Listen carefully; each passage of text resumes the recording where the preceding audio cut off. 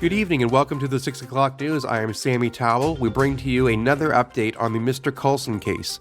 Sam Coulson, a 12th grade high school teacher, stood accused of engaging in an inappropriate and unlawful relationship with one of his fellow students.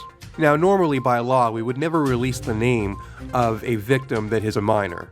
However, in a shocking turn of events, Josie Geller, the supposed victim in this situation, has turned out to be a 25-year-old adult posing as a high school student and attempted to lure Mr. Coulson into a sexual entrapment. Reports indicate that Josie Geller is actually a journalist working for the Chicago Times. Miss Geller disguised and enrolled herself into South Glen High School while documenting the audio and video over a few weeks surreptitiously. Authorities are conducting an investigation into the Chicago Times to see whether they are the ones responsible for putting Josie Geller up to this. Or was Josie Geller just a frustrated 25-year-old adult who has never been kissed? More to come on this ever-evolving story. In other breaking news, Amber Heard has just pooped on another bed.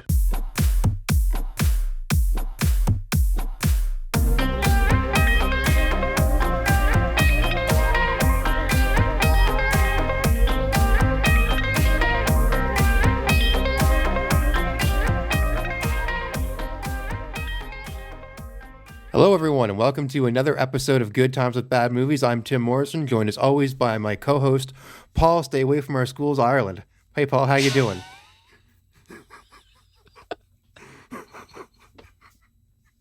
Fantastic, Tim. Fantastic. Just want to put it out there too. I'm not a threat to schools or school children. No, But that was a nice little intro, Tim. I appreciate that. Thanks. How are you today? I'm great. No, that was totally a joke. However, speaking of threats to schools, high schools, this week we are covering the 1999 movie starring Drew Barrymore called Never Been Kissed, distributed by 20th Century Fox. Because it's that time of year where people are graduating and adults reminisce about their time in high school and what it was like. I guess so. I mean, we're going to find out this is like an adult's weird, sick, twisted fantasy, I guess, if that's really what they think it is. I think anyways. So for those of you who have not heard of this movie, here's a quick premise for you. It is about it's about a journalist who enrolls herself in high school as part of research for a project. So it's about an adult who enrolls herself in high school. Kind of like Billy Madison, only she doesn't go quite as far back as grade 5 or whatever. But this is still odd.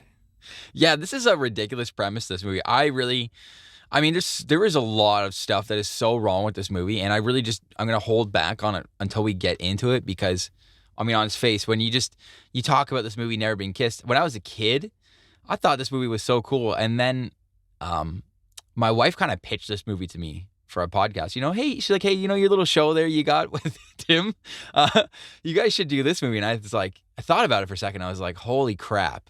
This is insane. So, this is a made for this podcast movie, and I love this. So I can't wait to get into this, Tim. So what do you say? Why don't we just dive right into this then? Yeah, let's go back to school or something. I don't know. Let's go, Teach. So this movie starts out with a lovely little love song from the 60s, and some graphics that kind of resemble Austin Powers. All these little bright blocks of rectangles and flowers and stuff. And we're in this baseball stadium in the middle of a game, or I guess at the beginning of a game. And Drew Barrymore is standing at center field. I don't know where where the baseball player pitches or something, I think. The pitcher's mound? Yeah. The pitcher's mound or whatever. So you kind of hear her talking in her head, narrating to us, I guess, that she's never really expected herself to be in this position that she's in right now. Everything just kind of happened to fall into place. She said life hit. And then we kind of cut from that, and we're, I guess, going back a couple months. I guess maybe we'll say about 3 or 4 months, where we see Drew Barrymore. Her name is Josie in this movie, and she is coming to work at the Chicago Times. She's a journalist there. I think she's an editor. but she wants to be a journalist. And she is the only actress or actor in this movie that doesn't have any makeup. Like, they're really pushing hard on her to be like this nerdy, unattractive, awkward girl. And yeah, they basically just don't put any makeup on her, and she really stands out. Yeah, they like go out of their way to purposely make Drew Barrymore look frumpy in this. I mean, I'm not gonna. Obviously, I'm not saying I'm definitely not the greatest looking person. I think Drew Barrymore has a certain look to her that I'm not a personal fan of, but they really do they kind of beat her with the ugly stick in this one for some reason. Obviously to make her character this girl, her name is Josie. I think Josie Geller or something is what they call her. But she's got a high school nickname we're going to find out in a little bit. I don't want to give that away. But yeah, she's going to work here, and she's a copy editor. You know who else? There's a lot of people in this movie, though. There's a lot of famous people in this movie. We're going to find out. I guess this was like 1997. This is like the start of kind of all of their careers, it almost seems like. And I'm wrong. Like, I don't remember John C. Reilly in this movie before this. But he is her boss, I guess. His name is Gus. I couldn't believe that. And then Molly Shannon's in this, and like there's a lot of people in this. Yeah, Molly Shannon from Saturday Night Live. She's Josie's coworker. I don't even know what her job title is in this, but the movie makes no bones about it. She is the office bicycle. I don't know how else to describe what this is supposed to be, but she's constantly trying to hook up with anybody that works there. Oh yeah, she's frisky. Yeah. So Josie here, after some night of hanging out at home and knitting and playing with some pillows, she comes into work the next day, and there is a meeting, from, I don't know, for the journalists and the editors and stuff. The head guy here, I can't remember what his name is. He sounds a lot like his voice. I had to check it several times. He sounds like the Fonz. Henry Winkler, is that his name? Kinda. Yeah, I don't know. He has a very distinct voice. Anyways, he is tired. He's tired of the same old stories. But however, they've been a success. He seems like a very grumpy guy because he's talking about the success of different things, but he's really angry about stuff. So anyways, the most recent piece someone did was on hair recovery, hair loss. And he was really excited about that, but he wants someone to go undercover for another role, and that is for high school. He wants to get the dirt, as they say, of what the high school life is like, because according to him, this is what the adults want to read. So out of everybody, he just points at Drew Barrymore and he's like, "You enroll yourself in high school. Get me a story." This guy seems like he would be the craziest and probably one of the worst bosses to work for, because it just seems like he comes in on a whim and he's like, let's just do a story about you going undercover to a school for 3 months. And it's like April. We're just going to do that. So you're just going to graduate some fake school. And the whole thing is so crazy and weird too. Like, because the reason why he was inspired to have her in school is that he said he didn't understand his son anymore. Like, he's just like, oh, I was talking to my son and he's just telling me about some stuff. And I realized, like, I don't even know my kid. So he's like, let's just find out what kids are doing now. Let's just send the youngest looking person here, who apparently is Drew Barrymore, okay? And she's going to go to school and do an undercover story. And apparently everyone's going to buy that she is allegedly 17. So I did a little bit of a survey here, Tim. I went out and I asked 2 women, how old do you think Drew Barrymore looks right now in this movie? Okay. So before I give you the answer, let me just ask you your opinion right now. How old do you think Drew Barrymore looks in this movie? 24 years old, maybe 25. Somewhere around mid-20s, give or take. Wow. Okay. Well, mid-20s. Okay, that's fair. The answers I got back, it was 25 and 30. Okay. I was like, like 29, 28. I could see that potentially too. But this girl is going to play a 17-year-old. And in the movie, she says she is 25. Like, I don't buy this for 1 second that Drew Barrymore looking like this is going to be a 17-year-old. She does not look like a 17-year-old.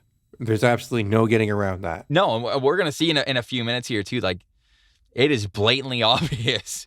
But like, it just, The whole plot and the whole excuse to do this is just a little, it's so stupid and flimsy. It's crazy. I can't believe that this was an elevator pitch and they're like, yeah, that's good enough. Just go for it. That's good. It's just like Drew Barrymore goes to high school because. And this is the other thing that confused me too, is that they don't tell the high school that they're going to send Drew Barrymore there, okay? So again, this was like Twilight. Wouldn't the school require some sort of transcript to like know where you've been for, say, the past, like your whole life? And like, what are your credits and where are you in high school? Especially if you're going to apparently graduate from their school in a couple months. And like, why are you there? There's a lot of things that they just don't backfill on that. You know what I mean? They're kind of just like, you apparently can just show up to school as like Steve Buscemi with a little hat and a skateboard and like, hello, fellow kids. And that's apparently it. This is that meme come to life in this movie is what I'm trying to say, I guess, really. Well, you're right. That's exactly what she does. She goes right into school, and nobody asks any questions. I agree. I don't know why. Like, I would think that even guessing that she looks like she is like maybe at least 22 years old, some teacher, at least one teacher or principal, might be like, hey, is she really 17 years old? Like, maybe we should look into that. Also, I'm correct me if I'm wrong, but is this not the same school that she graduated from? I never thought about that. You're probably right. Because her brother is played by David Arquette, by the way.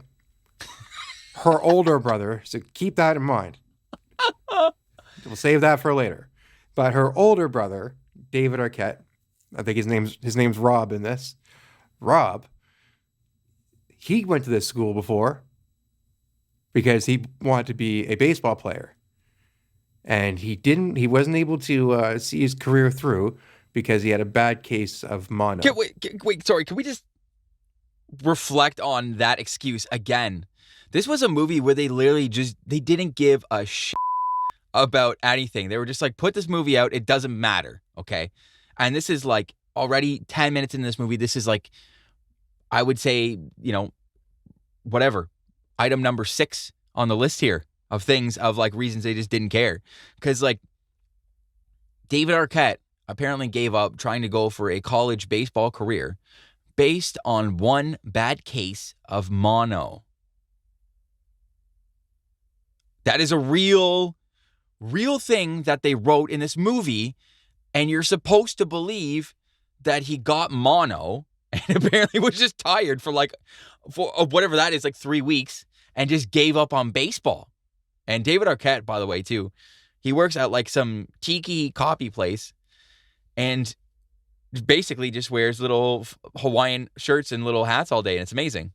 And the reason that she's showing up anyways to see David Arquette in his little Hawaiian outfit is because she's going to trade cars with him. For some reason, she thinks that's more believable that if she has this crusty old beater car than just having her LeSabre, which isn't even that nice of a car anyways, I guess even for 1997. I think, yeah. I think the idea of it is just so that she can, so she doesn't look like she can afford anything more, I guess. And she shows up to school the next day, basically dressed like Madonna, I guess, is what this outfit is. Like this crazy frilly boa outfit. She really likes the feather boas. So she's late for class and has to endure what every person goes through in high school.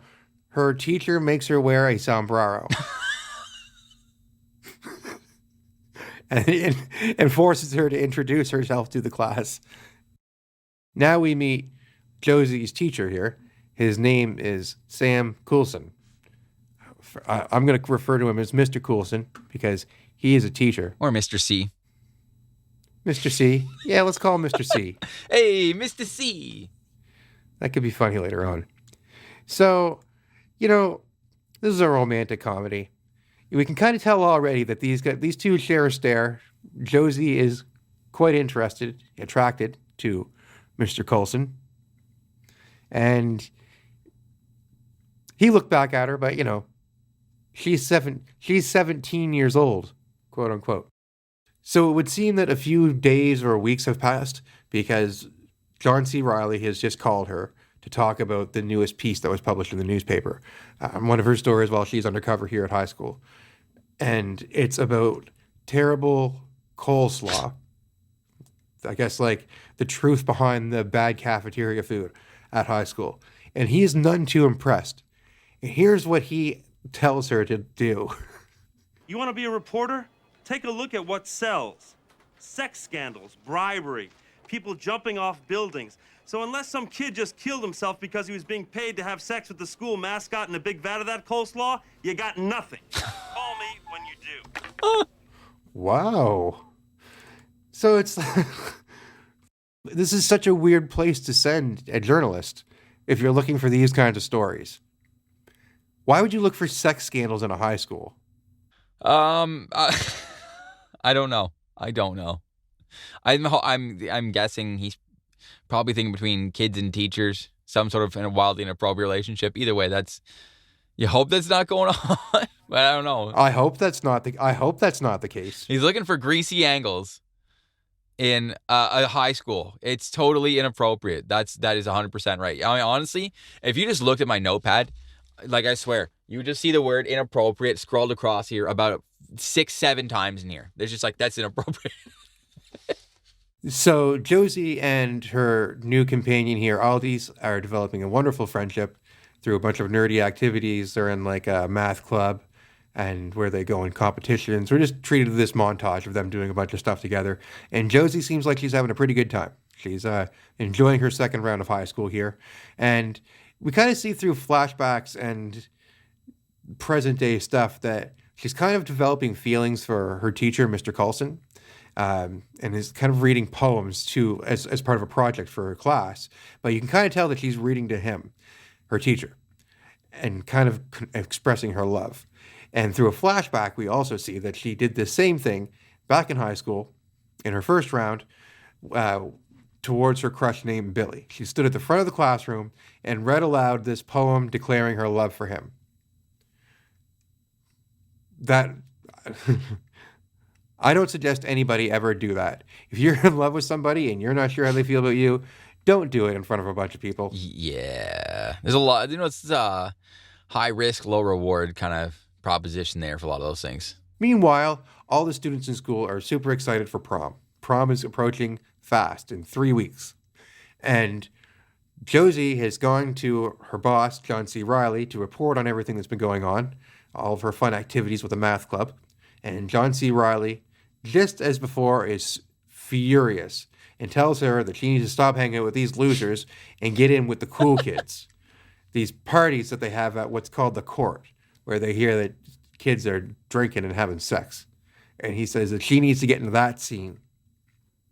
This 25-year-old needs to get in the sex and drug scene of the teenagers. That's what he's telling her to do.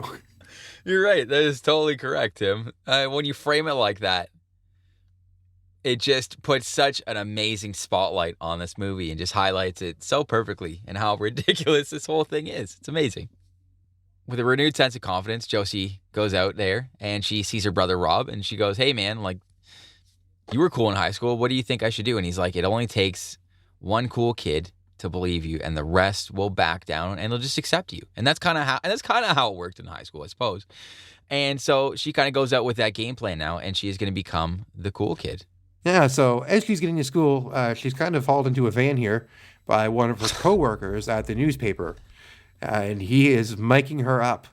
She has a camera and a microphone now so that he can sit in a van outside the school and watch everything that's going on inside the school. Including when she's in the bathroom, even, by the way. Okay, thank you for noting that too, Tim. Again, without any knowledge of the school board, any children in the school, anybody at all, their parents, nothing. No one knows this is going on. And it is a major news company that is spying on kids in high school, looking for sexy drug stories, okay? So Josie and Aldis kind of make plans together. However, Aldis notices that Josie's not wearing their team sweater anymore. And Josie kind of like reluctantly makes plans with Aldis for 7:30 at night. However, right after Aldis leaves, Drew Barrymore, Josie, receives an invitation or like a kind of like a poster pamphlet for this Rastafarian band, reggae band, that's playing at a local bar tonight. And Paul, I grew up in a small town, and we went to one of the same high schools together. I don't ever remember being like people at the high school being like, "Yo, you going to the bar tonight?" Like, the drinking age in Canada is 19 years old. In the United States, it's 21 years old. Is there teenagers going to the bars? But I don't know. But I have no idea though either. Like I haven't been to the States, so I don't know what the life is like there. But that seems weird to me. You're 100% right, and I think this is supposed to be because you're right. It looked like they were handing out flyers to a show that was going on here for the reggae band or something. But there's just people drinking and smoking in there, and apparently they're handing out flyers at a high school for this. You're right. How the heck does any of that work? Because I understand there were, or maybe there still are. I'm just way too old for the music scene now. But there used to be all ages shows, right? And there would be the section where it's the kids, or the the people who are under 18, and then the people, 19 in Canada, and then the people that are 19 plus that can drink. You know what I mean? So it's kind of you had that line, so you couldn't bring drinks past a certain point. But this is just an entire bar where people are just walking around doing stuff. It just seems like a free-for-all. What's really strange about this is that, so she goes to this club, and almost all of her coworkers are there, as well as all the students that she's going to school with. So she is still in undercover mode. And her teacher is also there with his current girlfriend, Mr. Coulson.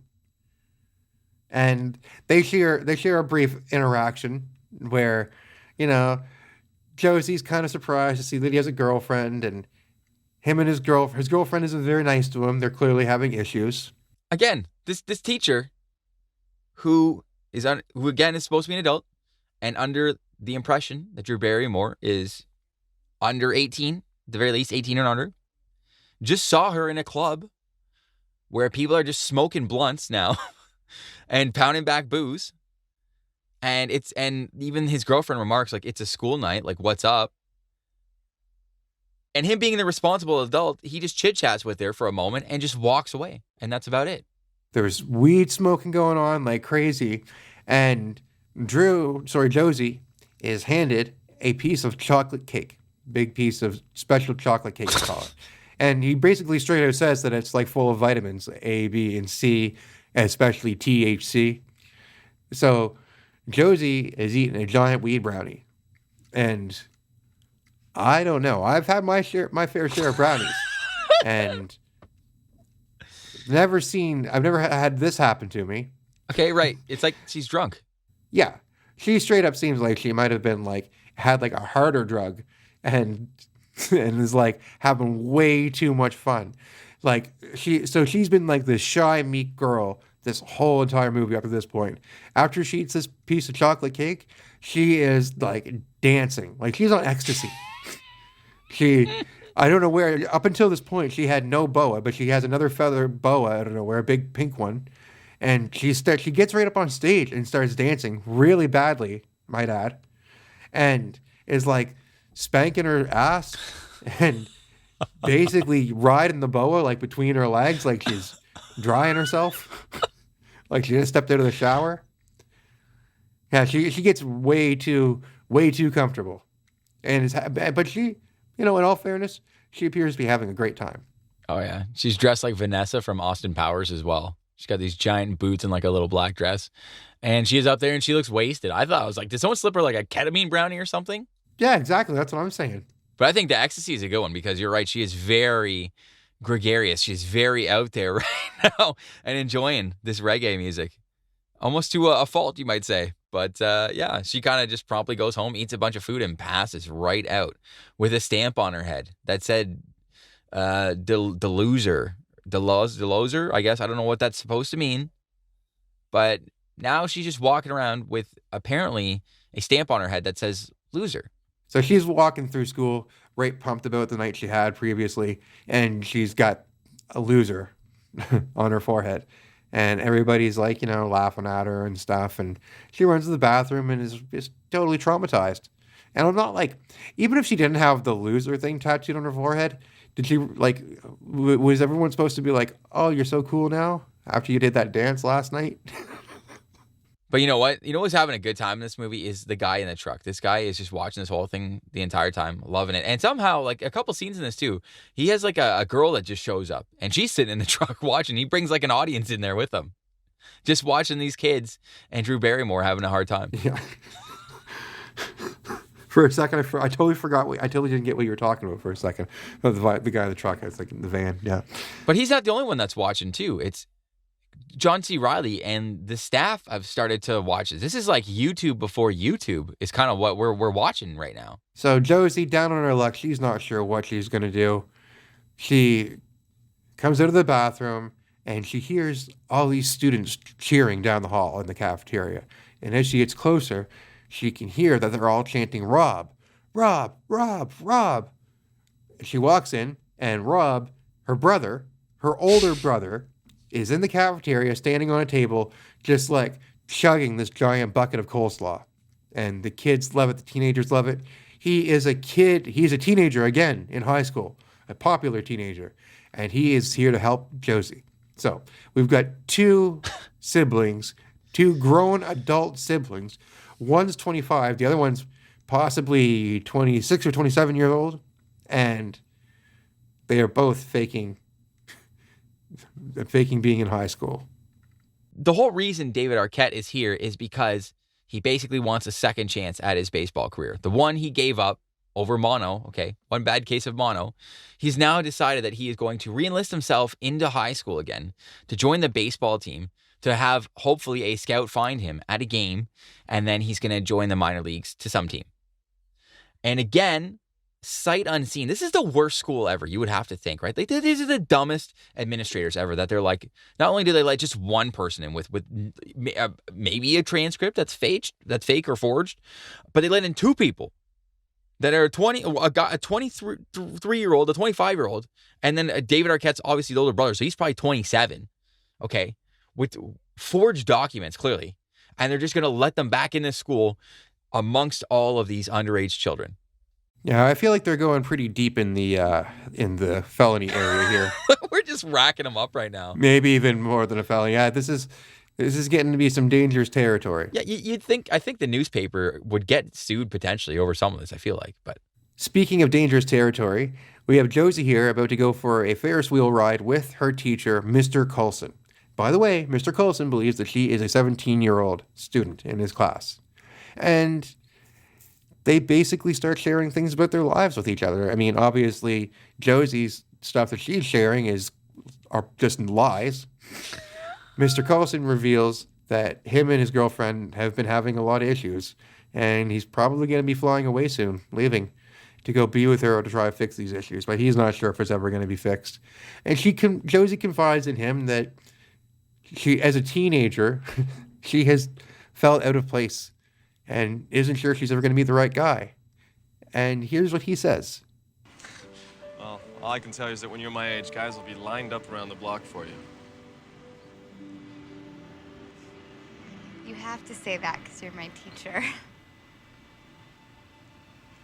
Actually, I shouldn't say that because I'm... That's right. You should not say that. yeah. You should not say that. You are a teacher. You're 100% right. And Josie, you're confused. He's not supposed to say that. Yeah. So, fortunately, that's where the ride ends. That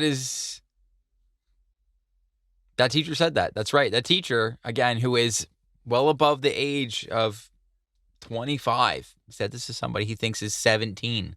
Okay. There's a problem in the school on so many levels, and I think it needs to be addressed.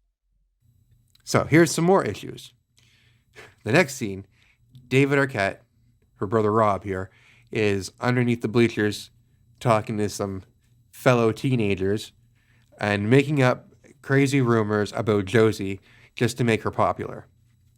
And I wrote down some of these rumors. Hit him with the rumors, Tim. I should say first that these two are hiding the fact that they're siblings. As far as anybody else in the school knows, they are not related. he made up a rumor that her grandfather, Josie's grandfather, invented X-Lax. Why that would make you popular is beyond me. He said that she dated a drummer from the Big Booty Daddies and dumped that drummer. And that he, in fact, used to date her. He made up a rumor that he dated his sister, even though they don't know her sister, but of all the things you can make up, I don't know why you would say that. You know, that's an awful lot of stuff for a 17-year-old. I mean, I know you got to say that you're not related because you don't want to be pumping this person's tires too much, but you really want to say that? You really want to say that you dated your sister? So her crew in the van, the guys her co-workers that are hiding in the van, decide that they want to get a message to her, and they send in Molly Shannon, and she poses as the sex ed teacher. And apparently, Mr. Coulson has never seen the sex ed teacher before because he just assumes that that's who she is. She sort of just kind of walks into it unknowingly, and then proceeds to start teaching this classroom about sex. And they start putting condoms on bananas and stuff, and it's just so weird. But we have our third adult entering a school under false pretenses. So while they're putting condoms on bananas, Molly Shannon's showing them how to work it, I guess. Someone storms in the classroom and they say that there's another rival high school and they've also stolen their prom theme, which was apparently the Millennium. So everybody's upset. I guess the whole world, the word is just broken out to the entire school. So they're really mad now. So they're like, well, let's just keep doing it. Who cares, man? And everyone's like, no, let's pick a new theme. As if they were the only school in the world that were going to do a Millennium-themed prom at the year 2000. Right? Yeah, exactly. That makes a lot of sense. But it's like, why not? Why can't you both just do it? Right? Like, who cares? You just go to your prom. It's not like your prom is like, it's not like it's like a store and you have a prom and the same prom. And it's not like you made 2 Cokes or something, right? You know what I mean? It's just prom. Well, they mentioned earlier that there's schools, the other high schools nearby compete for the best prom, which I've never heard of before. Like, how do you even, like, judge something like that? Yeah, is there a professional prom committee that comes out and goes like, oh, yeah, this is great, guys. Love it. Yeah, and it's like generally schools go to their own prom, so, like, why does it matter? I don't know. I mean, some people, yeah, I've heard of some people going to other people's proms too, right? Like you do. But then if your prom's on the same day, I don't know. There's a lot of prom stuff, but that's the thing. So what happens is everyone looks at the cool kid, Guy, and they go, hey, man, what do we do? You're the cool kid. And he says, for some reason, let's let Josie pick the theme. So all eyes turn to Josie now. And Josie stands up and for some reason just blurts out something about famous couples. And this kid's like, that's perfect. And that's it. That's all it took was a one cool kid to accept her. And everyone else fell for it in the school now. So they've all just kind of just really now locked in and been like, Josie's cool. She's got the approval of this guy. So now we're at a house party. And there's a bunch of people drinking, including Josie and her brother. And while they're there, they each get asked out to be a prom date for the prom. Now, Josie is asked by Guy, this handsome guitar player, vampire-looking guy, and she says, yes, I'd love to go to prom with you. And Rob is asked by this other younger girl, who they say is 16 years old, and he says yes. And Josie takes him aside and says, what are you doing? She's 16 years old. And Rob says, a 16-year-old gymnast. I mean, so that's gross. That's really... How old is this guy in this movie? So outside school on a bench, Mr. Coulson and Josie are sitting talking to each other. And Mr. Coulson says that he can get Josie accepted into Dartmouth University, I guess for journalism, because a student with her talents should not be wasted. So she's kind of like not sure what to say because she's already gone to university, I believe, or something. She's literally a journalist. Yeah, she's already a journalist. So that happens. And her coworkers in the van are watching this, and they all agree with each other that Mr. Coulson is kind of giving the eyes to Josie here. And they pressure Josie into trying to go along with it to expose some sexual scandals in the school. Basically, they're trying to get her to entrap this teacher by seducing him, more or less. Thank you. They're trying to get him to ruin his life. I mean, but also he has been a little flirtatious and definitely gone very close to the line on this a few times. So he's no saint himself. I'll say that. All right, you can't defend the man that way 100%. But still, I don't think this is grounds to potentially, like you said, entrap this guy and potentially ruin his life. And you would think maybe go to jail or something. This is like To Catch a Predator. So now we are at prom night, and Josie is once again wearing like this Cinderella-looking costume. It's basically like Drew Barrymore just like kept the prop dresses, like the costumes from her previous movie Ever After. I think she did like a Cinderella movie like right before this one. She shows up to prom without a hitch this time. Nobody threw any eggs at her or tricked her or anything. And she goes to prom. All these girls, every girl bully is dressed like a different version of Barbie. I don't know. It's cringy. It's cringy to think like they're all very, very revealing outfits.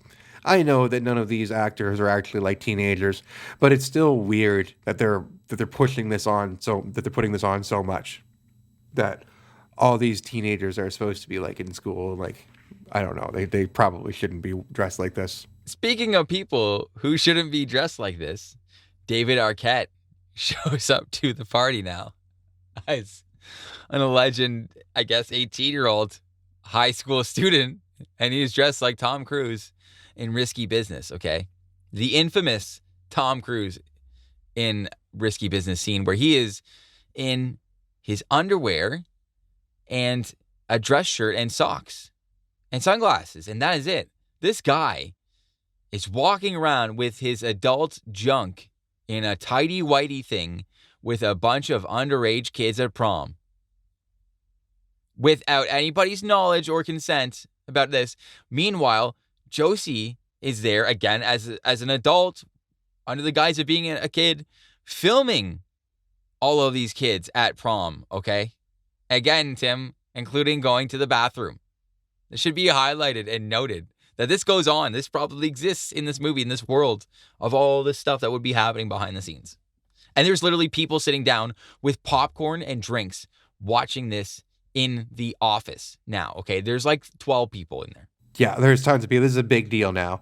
And they're all gathered around because they are about to announce the prom king and queen. So, Guy, he wins prom king. And wouldn't you know it, Josie, Drew Barrymore, wins prom queen. Everything has been rectified in her life. She is living the moment and life that she had always dreamed of. Everything's just coming full circle for her. She's finally got the high school life that she feels that she deserves. So she goes up and accepts her crown. And then the king and queen have their dance.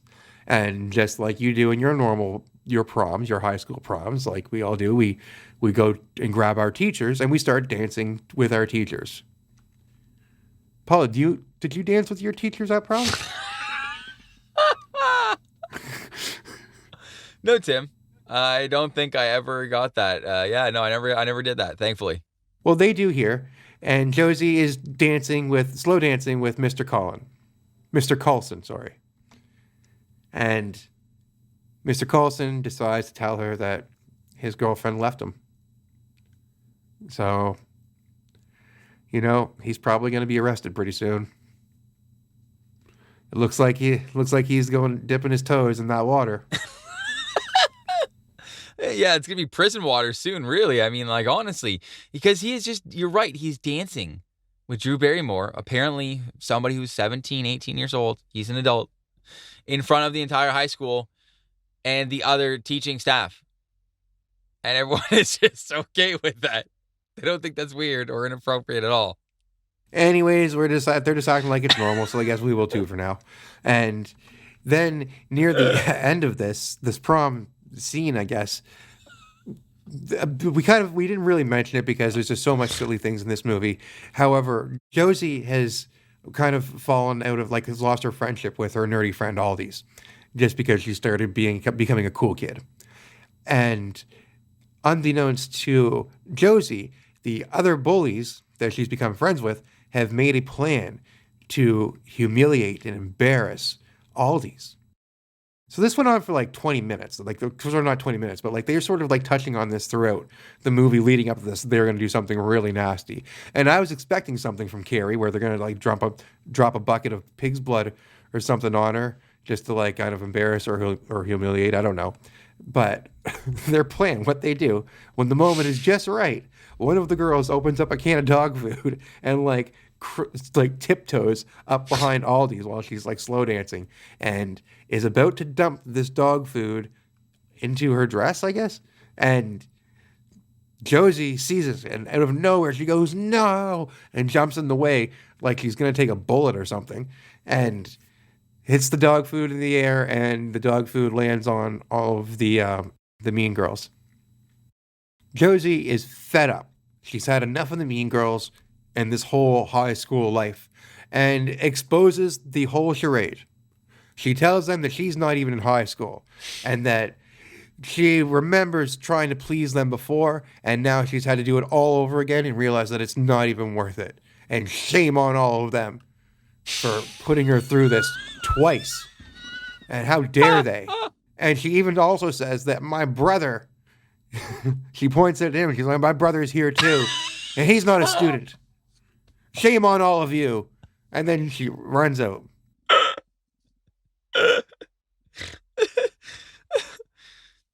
Can you imagine that, though? Just think about that, right? So this lady, who is apparently 25, works at a literal news agency, okay, where they broadcast information at least nationwide, okay? Showed up without anyone's knowledge or consent, wrote down all her stories, okay, filmed them, had tape, audio, and video, okay, then went to and lied to them about all this stuff, okay, she went to prom, then she gave everybody a speech about how mean they were and how upset she was with them and how mean they were to her, okay, this lady, again, who showed up to the school completely of her own volition. No one told her to go there except for her boss. She didn't have to do this. And she is upset that kids were mean to her. So everything's been exposed. Mr. Coulson is very unimpressed with Josie. In fact, he never wants to see her again, he said that whatever they had as a teacher and student, that's over with now. So Josie is at a point where she is just reflecting, and she decides to completely overhaul this story and come at it from a poor me, like from a victim standpoint almost, where she is so sad about the horrible things that she's done in this high school and the lies that she's told. And it basically ends up being just an apology letter to Mr. Coulson. And she says, that you can meet me at this particular ball game, and I hope to see you there. This is what she writes in this news article. So everybody, I guess, in this town or city, whatever it is, they all know, and they're all rooting for Josie. For some reason, she is now a super popular person. She is at the baseball game, this baseball game where the movie started out with. That's why she's here. And she is on the pitcher's mound and basically just waiting for Mr. Coulson. And it's weird. Everybody's cheering her. I don't understand why everyone is so excited for Josie now. I don't know. Yeah, they're all there. Everyone is really excited. She's got 5 minutes. She's given him. She's going to stand on the mound here for 5 whole minutes, which would be really awkward in real life. This would take a long time. I feel like it would feel like it's a long time, even though it's 5 minutes. But she's going to stand there and wait, and hopefully this guy who she didn't name is going to show up here and whose career she tried to ruin, and he's going to forgive her and I maybe kiss her. I don't know if she's ever said she's been kissed. I don't think that was a... She does during the letter, in the apology letter that she wrote in the newspaper. She declares that she's never been kissed, and she wants him to show up and give her first kiss. Okay, perfect. I don't know. You think though, what if he was just like, listen, I just forgive you, but I'm not giving you a kiss. But that's a little desperate. Come on, are you serious? So after a weird, just dramatic pause, this is the funny part because we're counting down. There's like 10 seconds left, and the whole crowd is counting down really excitedly, and they're hooting and hollering and screaming and whistling. And to me, I would be like, don't count down to this. It seems like this is like kind of like you're kind of a loser moment if this clock goes up. Really, I guess, right? You're just the person who just stood there awkwardly for 5 minutes, and this guy didn't show up and kiss you, and you've never been kissed, and you told everybody that.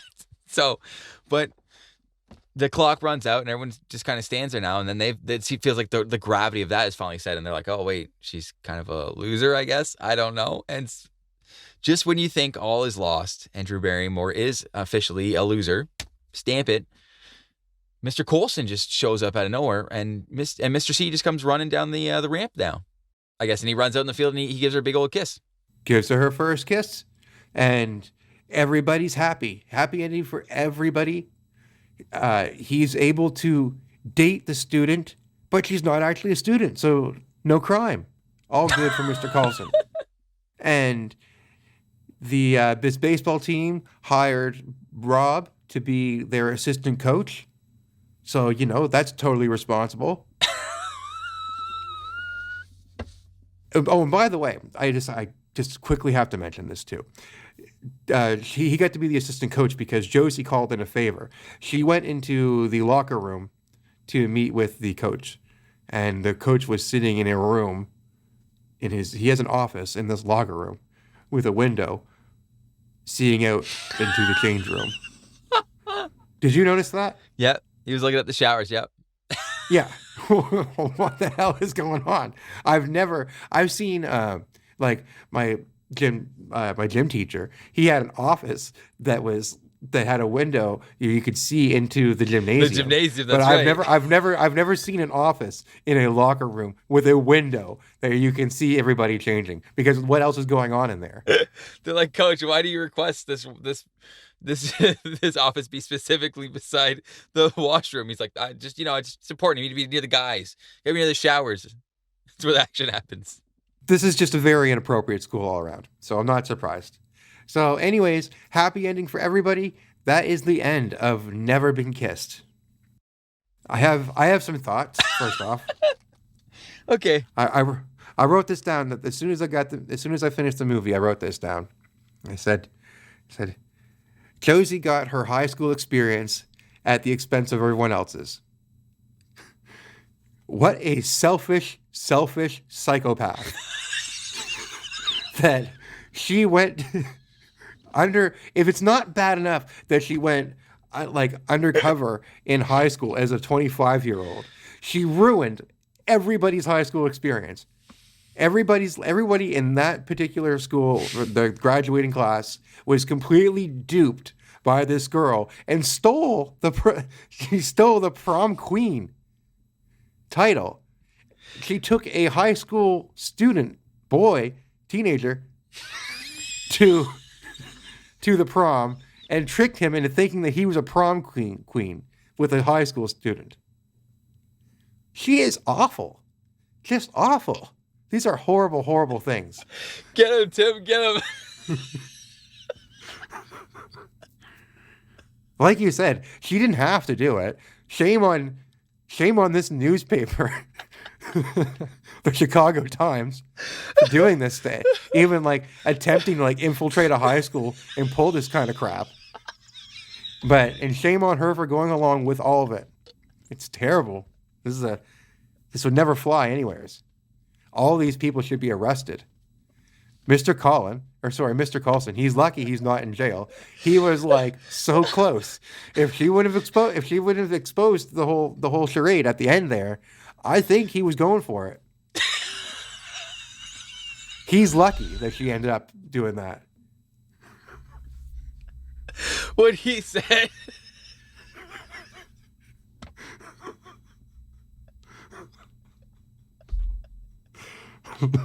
All right, and that's the show, folks. Good night.